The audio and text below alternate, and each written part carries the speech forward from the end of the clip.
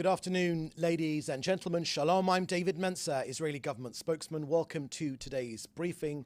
Please put your questions in the chat and we'll get to each one of them after a very quick update from me. It's Tuesday, the 10th of September, day 340 of the October 7th war. First, an operational update from Gaza. Overnight, following IDF intelligence, the Israeli Air Force conducted a precise strike on senior Hamas terrorists. Now, these terrorists were operating within a command and control center embedded inside the humanitarian area in Khan Yunis. Among the important, significant terrorists we targeted and hit were Samer Ismail Qadar Abu Daka. He was head of Hamas's aerial unit in Gaza. Osama Tabesh, he was head of the Observation and Targets Department in Hamas's military intelligence headquarters. And Ayman Makbouh, a senior Hamas terrorist. All three were targeted and all three were hit during this operation.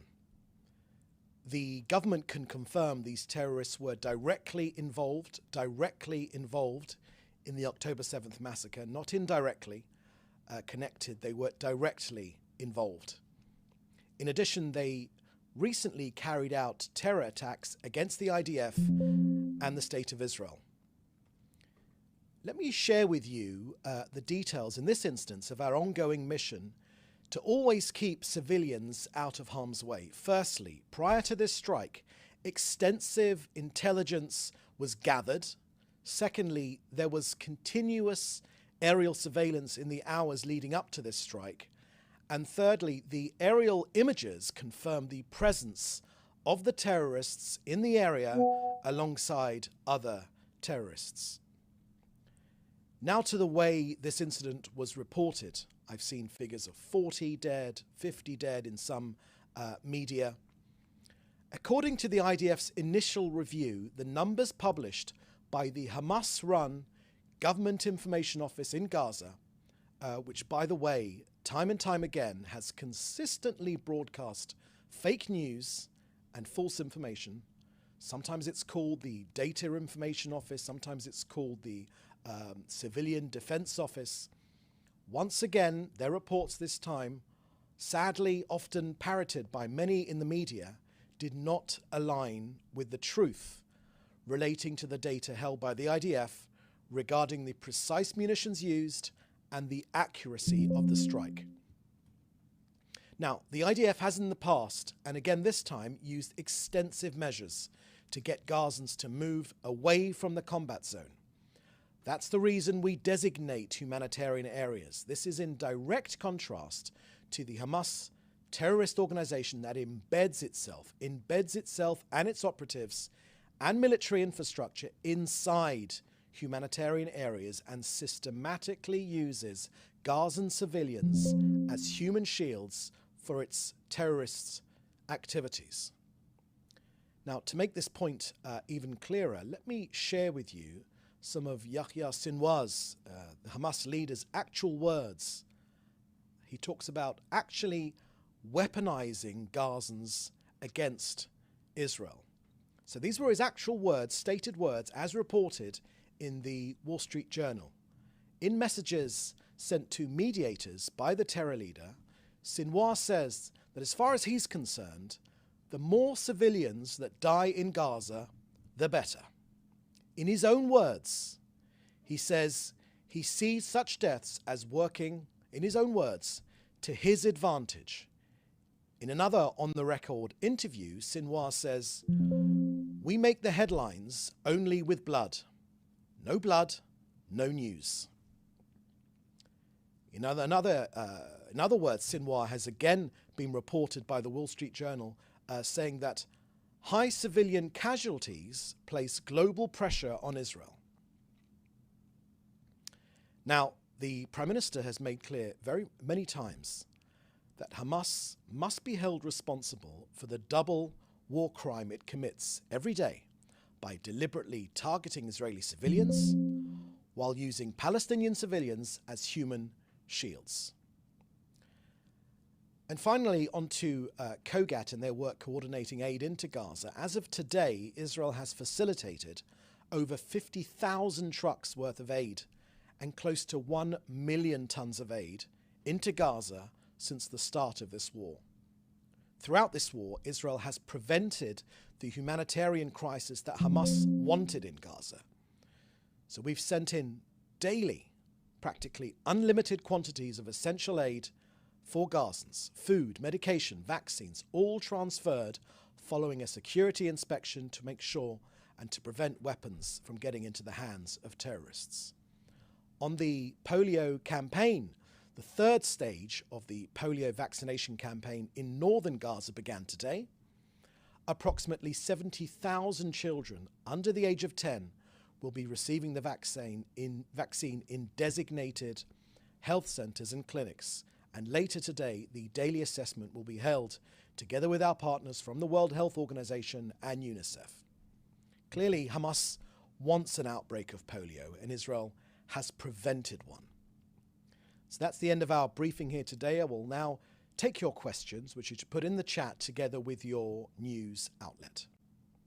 First question here I can see is from Hannah Julian. A few minutes ago, US Secretary of State Antony Blinken blamed the IDF for the death last week of a Turkish-American activist linked to the International Solidarity Movement, who was involved in a clash between stone throwers and IDF soldiers in Beta. Blinken said this was the second American killed at the hands of the IDF, and the US plans to demand the IDF change its rules of engagement as a result. Can you comment? Thank you for that question, Hannah. We haven't got anything further than that.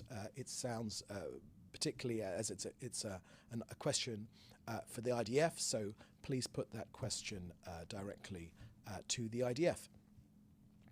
Next question from Joel Pollock at Breitbart News. Could you kindly clarify once more how many people the IDF believes were killed in the strike on Hamas operatives in Khan Yunis separately?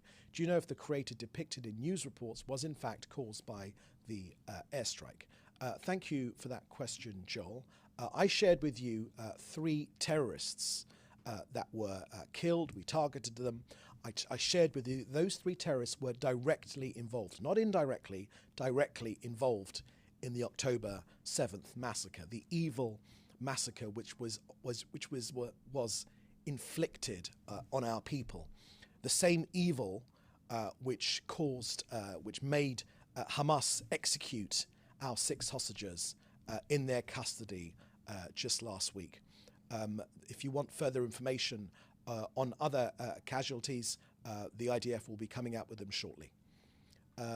And you ask about the crater. Again, the IDF has produced some details of the strike, and more details will be coming out shortly. Just to say on this point, you know, there is a familiar pattern to these things. The outrage, a headline is put out in the international media, giving vastly inflated figures of casualties. The IDF puts out the correct figure and our target, and then obviously by the time the IDF has put out the correct information, the damage has been done in the international media. The false narrative has taken hold. It's gone halfway around the world, as the old adage says, that a lie can get halfway around the world before the truth has actually put its boots on.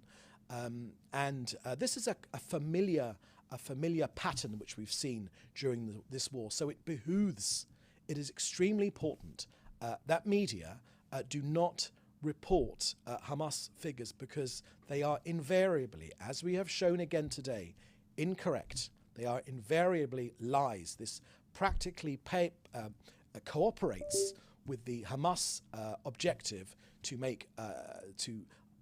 enlarge the number of civilian casualties, which is always very far from the truth, especially when Gaza are prepared to fight until the last Gazan civilian.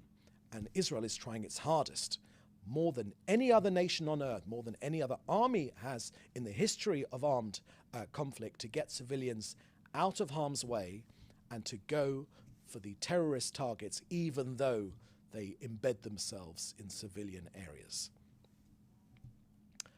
Next question here is from Fred Ager.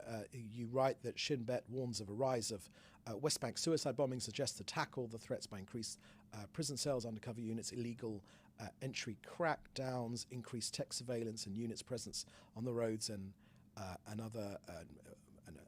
protecting the Jordanian border. Does the Prime Minister and Defence Minister Gallant have they already taken steps to implement Shin Bet's recommendation? Thank you for that question, Fred. Let me share with you what our Foreign Minister has said just this morning, actually. He said that the Iranian terror octopus is working to establish an eastern terror front against Israel. And the Foreign Minister also said that moderate states in the region are also being targeted. He obviously was talking about Jordan and Egypt. And the Foreign Minister said that we must cut off the octopus's tentacles. He also shared with us a quote from Ayatollah Khamenei, the Iranian supreme leader, who says that he wants the West Bank to be armed just like Gaza. So look, Israel is very aware of the uptick in violence in Judea and Samaria, the West Bank. We were taken by surprise on October 7th by the invasion of Hamas, but we will not be surprised again. Israel has made clear, and the Prime Minister has reiterated this point, that Israel is operating decisively to ensure that the reality that existed prior to the murderous and horrific attacks by Hamas terrorists on October 7th will never repeat themselves. Our policy is extremely clear. There will be no safe place, no places of sanctuary, nowhere, no places where the terrorists can feel safe, where they feel they're in control. So we've carried out targeted operations in the last 10 days or so to thwart terrorist activity in Samaria. The IDF and the security forces are operating in the Hebron region. I shared that with you yesterday, and in other towns in Samaria, Tulkarem, Jenin, and other places from which these murderous attacks have been launched. We will fight to eliminate terrorism from wherever it emerges. The Prime Minister has made clear that we know that Iran is working to make this another front with which to attack Israel. But Israel is, of course, on high alert. Our security forces are deployed extensively to thwart terror attacks, and we will settle accounts with any terrorists responsible for terrorist attacks against our people. Prime Minister has made clear that we've exposed and dismantled explosives planted underneath the road to be detonated in attacks against our security forces operating in the area. And we know that these are straight out of the Iranian playbook deployed against coalition forces in Iraq and Afghanistan. Again, we've also confiscated weapons. We've exposed and dismantled explosives, also planted under roads in the area. So as I mentioned before that we were taken by surprise on October 7th. We will not be surprised again. We know that the reality that existed prior to these murderous invasion by Hamas on October 7th will never repeat themselves. Our policy is clear. There will be no safe place, no places of sanctuary for these terrorists, and our targeted operations in Jenin and Tulkarem and other places in Samaria will thwart the next terrorist invasion of our towns and villages and cities. You will have seen that by arrests taken place yesterday on Highway number 6. Because it's precisely from these places, in Tulkarem and other places, that these murderous attacks have been launched. You should be in no doubt that Iran and their proxies in Judea and Samaria, the West Bank, will face the IDF and they will be eliminated. The IDF's made that clear. We know that Iran is working to make this another front with which to attack us here in Israel, but we will not let that happen. Okay, no other questions from what I can see. So thank you for joining us here today. The next briefing will be tomorrow at the same time, 3:30 Jerusalem time. So in the meantime, please do stay safe and thank you for joining us. Bye-bye.